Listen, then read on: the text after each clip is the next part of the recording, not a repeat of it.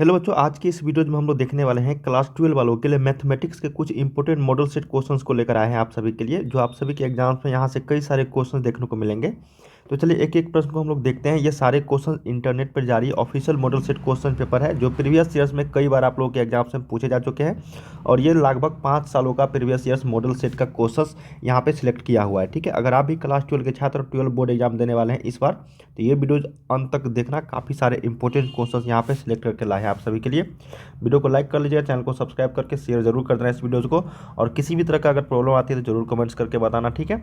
और ये official website है इसी चैनल का, starkstudypoint.com। गूगल पे लिखना या फिर लिंक आपको वीडियो के डिस्क्रिप्शन में दे दूंगा। वहाँ से आप लोग सभी सब्जेक्ट का बिल्कुल न्यू पैटर्न पे चैप्टर वाइज प्रश्न उत्तर, ऑब्जेक्टिव और सब्जेक्टिव, साथ में मॉडल सेट क्वेश्चंस और प्रीवियस ईयर्स क्वेश्चन पेपर भी देखने को मिल जाएंगे। इस वेबसाइट से लाखों छात्र पढ़ रहे हैं, तो आप भी यहाँ पे कई सारे प्रश्न का प्रैक्टिस सेट कर सकते हो, जो बिल्कुल न्यू पैटर्न पे रहेंगे। तो चलिए हम लोग एक एक प्रश्न को देखते हैं क्लास 12 वालों के लिए। आप देख रहे हैं दोस्तों स्टार का स्टडी पॉइंट यूट्यूब चैनल। इस वीडियो को लाइक करके चैनल को सब्सक्राइब कर लेना। चलिए हम लोग बिना किसी देरी के पहला प्रश्न देखते हैं, अंत तक सभी देखते हैं। आई डॉट आई रहता है, आई वेक्टर डॉट आई वेक्टर, तो इसका मान 1 होता है, ठीक है। और अगर आई डॉट जे वेक्टर रहता है तो ये इसका मान 0 हो जाता है, ठीक है। तो आई डॉट आई का मान हुआ यहाँ पे जे डॉट जे बराबर के डॉट के, ठीक है। अगर बात करेंगे आई डॉट जे बराबर, तो ये हो जाएगा जे डॉट के बराबर के डॉट आई, तो इसका वैल्यू 0 के बराबर हो जाता है। और सभी पे ऊपर में वेक्टर लगा देना। अब इसको हम लोग सोल्व करते, देखो डॉट प्रोडक्ट में डायरेक्ट गुना हो जाता है, जैसे 5 दूनी 10 और आई डॉट जे क्या होगा 0 होगा, ठीक है। फिर यहाँ पे 7 दूनी 14, प्लस का साइन है तो 14, और साथ में आपको क्या यहाँ पे 7 दूनी 14, ठीक है। और ये आपको आई डॉट के 0 हो जाएगा, तो यहाँ पे हम लोग क्या करेंगे 14 गुने 0, फिर प्लस आपको 7 3 21 और जे डॉट आई क्या होता है 0, फिर माइनस है यहाँ पे दोस्तों 7 5 35, और जे डॉट के जो होता है ये भी आपका 0 होता है। तो देखो 10 गुने 0 प्लस 14 गुने 0 प्लस 21 गुने 0 माइनस 35 गुने 0, तो इसका मतलब सभी को 0 ही आया, सभी को कैलकुलेशन करने के बाद। तो इसका आंसर भी क्या हो जाएगा 0 हो जाएगा, ठीक है। तो एक का सही उत्तर आपको डी ऑप्शन राइट हो जाएगा। तो ये चीज़ आपको ध्यान रखनी चाहिए, जो मैंने आप लोगों को यहाँ पे बताया है कि आई डॉट आई बराबर क्या होता है और आई डॉट जे बराबर क्या होता है, ठीक है। ये डॉट प्रोडक्ट था दोस्तों, मैं आपको क्रॉस में बता देता हूँ क्या होता है। तो अगर आई क्रॉस आई रहता है ना, जैसे यहाँ पे सेम था आई डॉट आई बराबर तो 1, तो आई क्रॉस आई बराबर यहाँ पे होता है 0, ठीक है, उल्टा हो जाता है। और अगर यही आई क्रॉस जे रहता है दोस्तों, आई क्रॉस जे वेक्टर, तो ये आपका के वेक्टर के बराबर हो जाता है, ठीक है, न कि 1 के बराबर होता है। इसको आपको ध्यान में रखने की जरूरत है। चलिए सेकंड नंबर प्रश्न देखते हैं। जब आएगा इस तरह के प्रश्न मैं आपको अच्छे और तरीके से बताऊंगा।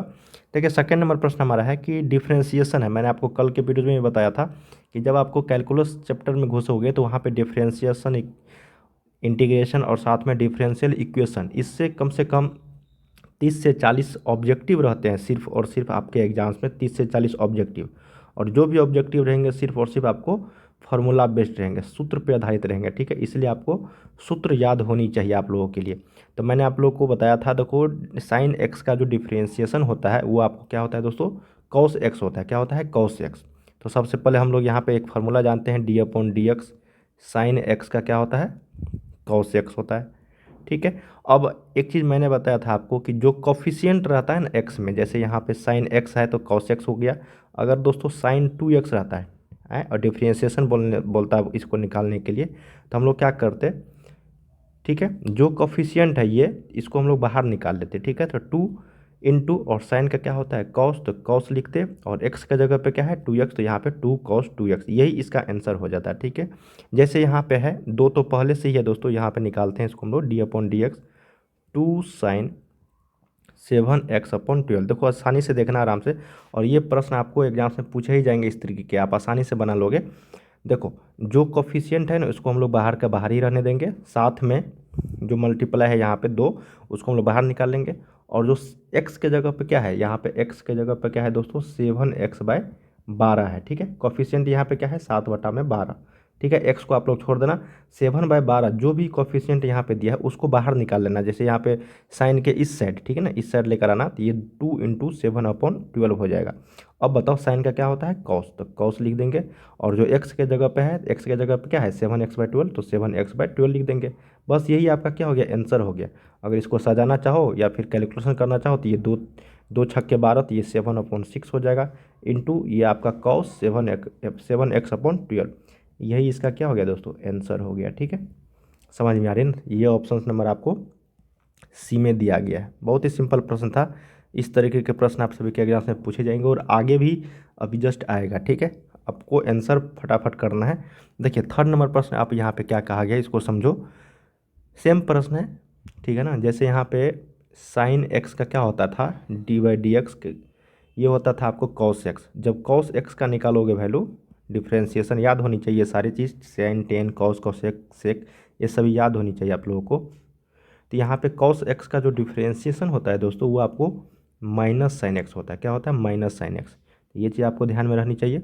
अब यहाँ पे जैसे यहाँ पे देखो कॉस 3x रहता मान लो, ठीक है। तो मैंने क्या बताया था, जो कोफिशिएंट है यहाँ पे x के साथ उसको बाहर निकाल लो। 3 कॉस का होता है साइन, तो यहाँ पे माइनस साइन, ठीक है। क्या हो जाएगा, माइनस साइन, और x के जगह पे 3x। अब इसको लिखना चाहोगे तो ये हो जाएगा -3 sin 3x। यही इसका आंसर हो गया। अब देख लेते हैं भाई क्वेश्चंस क्या है। d/dx कॉस 3x/11 है, ठीक है। तो x के जगह पे क्या है दोस्तों, 3x/11 है। तो 3/11 गुने x इसको लिख सकते हैं। तो मैंने आपको क्या बताया, जो कोफिशिएंट है उसको सबसे पहले बाहर निकालो तो 3/11 हो जाएगा। फिर मल्टीप्लिकेशन या फिर इनटू लिख सकते हो। कॉस का क्या होता है माइनस में, तो माइनस साइन लिखेंगे, और x के जगह पे क्या है 3x/11। ये माइनस को इधर लेकर आ जाएगा तो ये -3/11, फिर साइन 3x/11। ये क्या हो गया दोस्तों, आपका आंसर हो गया। समझ में आ रही है ना। ऑप्शन नंबर क्या हो गया यहाँ पे, सी इज द राइट हो जाएगा। ठीक है, चलिए फोर्थ नंबर है, बस यही प्रश्न है इसी तरीके के। चलो बनाओ इसको। अब एक फार्मूला जानते होंगे, देखो सारे फार्मूला बेस्ट ही रहते हैं ऑप्शंस वाले क्वेश्चन जो 1 नंबर के पूछे जाएंगे आप लोग को। ये d/dx है, ठीक है। और e के पावर x जो होता है, तो ये e के पावर x ही उसका डिफ्रेंशिएशन होता है। अब यहाँ पे पूछ दोगे कि सर अगर d/dx रहे, ठीक है, और e के पावर अगर 3x रहे तब इसका वैल्यू क्या होगा। तो देखो जो 3 है ना, इसको बाहर निकालो, और e के पावर 3x, बस हो गया, यही इसका आंसर हो गया। अगर देखो यहाँ पे बोलोगे कि सर यहाँ पे कोफिशिएंट क्यों नहीं आया, तो e के पावर x में नहीं कुछ है, तो एक है ना आगे में, तो यहाँ पे 1 लिखोगे तो e के पावर x ही आएगा, इसलिए इसमें हम लोग नहीं लिखते हैं। ठीक है ना, तो ये आपको ध्यान में रहनी चाहिए। अब यहाँ पे देखो d/dx है, e के पावर 5x/6 है, ठीक है। तो x के जगह पे क्या, यहाँ पे क्या है 5x/6, ठीक है ना। तो 5/6 गुने x लिख सकते हैं इसको हम लोग। तो जो कोफिशिएंट है उसको क्या मैंने बोला, बाहर निकाल लो, तो ये 5/6 हो जाएगा। इंटू ई के पावर क्या होगा, ई के पावर दोस्तों जो x है 5x/6, यही इसका आंसर हो गया। क्या हो गया, आंसर हो गया। ऑप्शन नंबर 4 का ए यहाँ पे करेक्ट हो जाएगा। बहुत ही सिंपल प्रश्न था। चलिए अब फिफ्थ नंबर बताना है, d/dx 2 क्या इसका मान होगा। ठीक है, तो देखो इसका जो मान हो जाएगा दोस्तों, ये आपको d/dx, ठीक है, इंटू 2x का यहाँ पे डिफ्रेंशिएशन निकालना है, ठीक है ना। इसका मान हो जाएगा दोस्तों आपको 2 के पावर x लॉग में आ जाएगा 2, ठीक है। यही इसका आंसर हो गया जो ऑप्शन नंबर सी में है। अगर इसी में d/dx, ठीक है, अगर आपको 3 के पावर x रहता या फिर 5 के पावर x रहता, तो ये आपका हो जाता 3 के पावर x लॉग में 3, ठीक है। समझ में आ रही है ना। इस तरीके के आपको इस सवाल को बनाना है। यहाँ पे 5 का सी उत्तर सही हो जाएगा।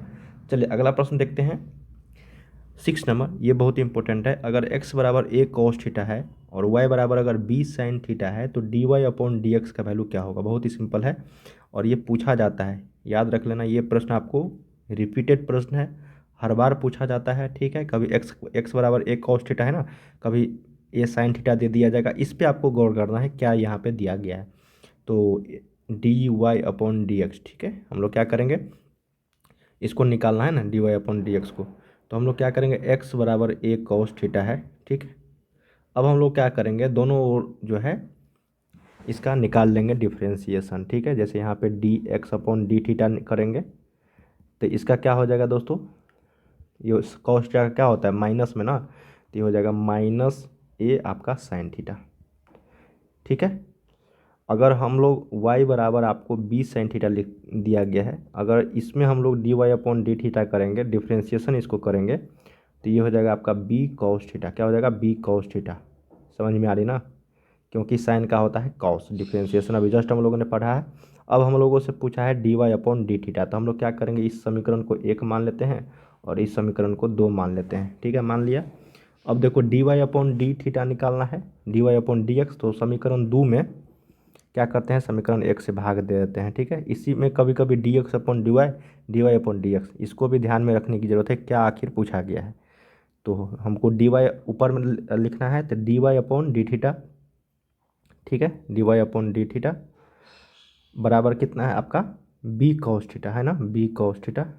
बट्टा में यहाँ पे क्या है दोस्तों, d x upon d theta, अब बट्टा में यहाँ पे क्या है आपको, माइनस ए साइन थीटा।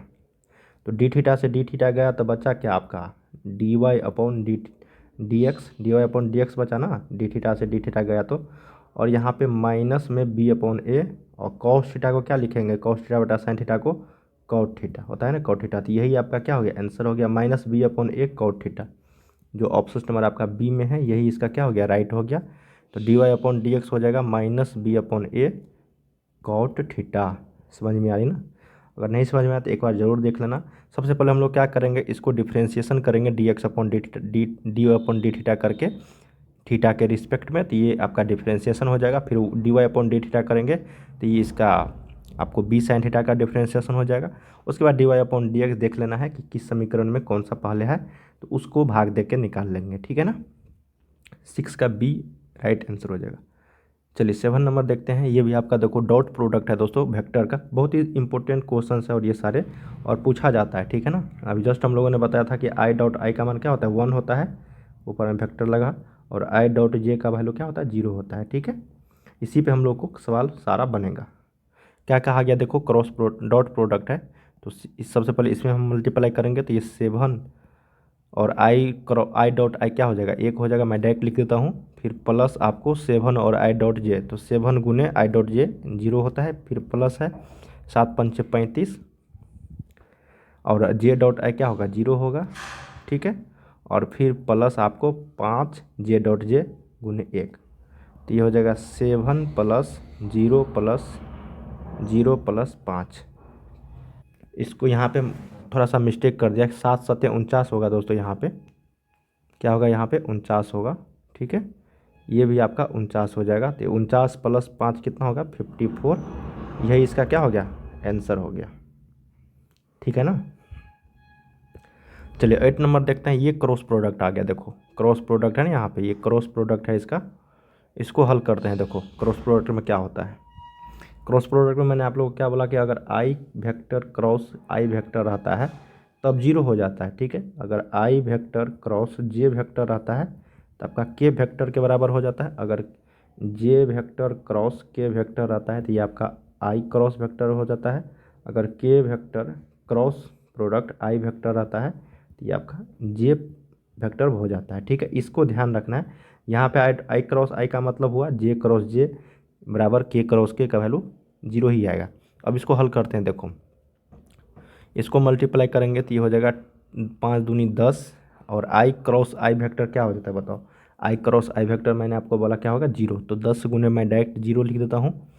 फिर प्लस इसको मल्टीप्लाई करेंगे तो ये 5 दिया 15 होगा, और पहले क्या है, के है, उसके बाद आई है ना, तो के क्रॉस आई क्या होता है, देखो के क्रॉस आई यहाँ पे क्या है, जे वेक्टर, तो यहाँ पे जे वेक्टर लिख देंगे, तो ये हो जाएगा 0 प्लस 15, तो 15 जे वेक्टर, यही इसका क्या हो गया, राइट आंसर हो गया। ऑप्शन नंबर बी यहाँ पे करेक्ट हो जाएगा, 8 का बी। चलिए 9 नंबर प्रश्न देखते हैं, कहा गया है इसका मॉड निकालना है दोस्तों इस वेक्टर का। ठीक है, तो मॉड निकालने के लिए कुछ भी आपको करने की ज़रूरत नहीं है। मान लेते हैं ये एक्स है, ये वाई है और ये जेड है। ठीक है, तो हम लोग क्या करेंगे, इसका मॉड निकालने के लिए एक रूट अंडर लेंगे, एक्स का स्क्वायर करेंगे प्लस वाई का स्क्वायर प्लस जेड का स्क्वायर, किसका करेंगे, कॉफिशिएंट का, सिर्फ कॉफिशिएंट मतलब ये वाला मान जे के साथ क्या कॉफिशिएंट लगा हुआ है, इसको हम लोग इसमें मान पुट करेंगे। ठीक है, तो एक्स के जगह पे क्या है, यहाँ पे -2 है। ठीक है, तो -2 का स्क्वायर करेंगे यहाँ पे, फिर प्लस है -2 का स्क्वायर, अगर कुछ नहीं लगा हो तो इसका मतलब 1 है, तो यहाँ पे 1 का स्क्वायर हम लोग करेंगे। ठीक है, यहाँ भी माइनस लगा हुआ है, माइनस का स्क्वायर करोगे तो हमेशा पॉजिटिव ही आएगा, इसलिए हम लोग लिख दिए यहाँ पे। ऐसे आप लिख भी सकते हो, नहीं भी लिख सकते हो। तो 2 का स्क्वायर 4 हो गया, प्लस 2 का स्क्वायर 4 हो गया, प्लस 1 का स्क्वायर 1 हो गया, तो 4 4 8 1 9, इसका वैल्यू कितना हो गया 3 के बराबर। तो यही इसका राइट आंसर हो जाएगा 3, इसका मॉड। ठीक है, ये मॉड हो गया दोस्तों आपको, ठीक है ना। तो यहाँ पे 9 का ए इज द राइट आंसर। चलिए 10 नंबर प्रश्न देखते हैं और लास्ट क्वेश्चन है ये आज का हमारा। उसके बाद हम लोग अगले वीडियोज में इससे आगे क्वेश्चंस करेंगे। देखो क्या कहा गया है कि कोई तल दिया गया है कि अभिलंब का दिक् अनुपात, देखिए डायरेक्शन रेशियो जब भी पूछा जाएगा ना आप लोगों से, तो आप हमेशा क्या करना, जो भी कॉफिशिएंट है इसका, क्या है कॉफिशिएंट इसका, जैसे यहाँ पे x है प्लस y है माइनस z प्लस 7 बराबर 0 है ना। पर तो हम लोग क्या करेंगे, इसका कॉफिशिएंट का मतलब क्या है, इसके साथ मल्टीप्लाई किया गया है। तो x बराबर क्या है, यहाँ पे 1 है, y बराबर क्या है दोस्तों, यहाँ पे 1 है, और z के बराबर नहीं कुछ है, तो -1 यहाँ पे के साथ मल्टीप्लीकेशन है। तो दिक् अनुपात या फिर डायरेक्शन रेशियो अगर पूछा जाए किसी भी तल का समीकरण दे के, तो आपको बस x, y, z का मान निकाल लेना है। तो यहाँ पे हो जाएगा 1 1 -1, यही इसका क्या हो गया आंसर हो गया। ऑप्शन नंबर आपको b is the right answer, correct हो जाएगा। ठीक है, तो दोस्तों हम लोगों ने यहाँ पे 1 से लेके 10 तक क्वेश्चंस किए, जो आप सभी के मैथमेटिक्स एग्ज़ाम के लिए काफ़ी इंपॉर्टेंट थे, क्लास 12 वालों के लिए। तो इसी तरीके के हम लोग सब्जेक्टिव और ऑब्जेक्टिव टाइप क्वेश्चंस डेली लेकर आए करेंगे आप लोगों के लिए। तो वीडियो को लाइक कर लीजिएगा, और पूरे डिटेल्स में हम लोग कोई भी क्वेश्चंस को करेंगे ताकि आपके एग्जाम्स में किसी भी तरह का कोई दिक्कत ना हो। ठीक है, तो चलिए मिलते हैं अगले वीडियोज में, तब तक के लिए आप लोग पढ़ाई करते रहिए। बाय बाय सभी को। और वीडियो के डिस्क्रिप्शन में वेबसाइट का लिंक है, वहाँ से जाके आप लोग प्रैक्टिस सेट करते रहिए। ठीक है।